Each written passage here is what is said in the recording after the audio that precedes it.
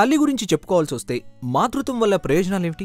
మొట్టమొదట ముఖ్యంగా చిన్నారులకు స్తన్యమిస్తున్న తల్లులు రోజుకి ముఖ్యంగా అదనంగా 500 క్యాలరీల ఆహారాన్ని తీసుకోవాలి. అప్పటికే తీసుకుంటున్న దానికి అదనంగా అన్నమాట. ఎందుకంటే లాక్టేషన్ అదే స్తన్యమివ్వడానికి చాలా క్యాలరీలు వ్యయమవుతాయి.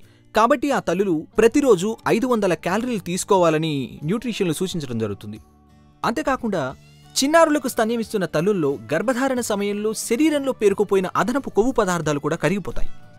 అంతేకాకుండా ఒక విషయాన్ని నమ్ముతారు, పైగా అది నిరూపించబడింది. అదేంటంటే స్తన్యమిస్తున్న స్త్రీలు ప్రశాంతంగా హాయిగా ఉంటారు. వారి మానసిక స్థితి ఎంతో మెరుగ్గా మారుతుంది. ఇది నిజం. అలా మొత్తం మీద చిన్నారులకు స్తన్యమివ్వడం వల్ల ఎన్నో ప్రయోజనాలున్నాయి. కాబట్టి మొదటి 6 నెలల పాటు కేవలం స్తన్యం ద్వారానే ఆహారాన్ని అందించాలని సిఫార్సు చేస్తాము. ఆ తర్వాత మీ పిల్లల డాక్టర్ సలహా మేరకు అదనపు ఆహారాన్ని అందించవచ్చు.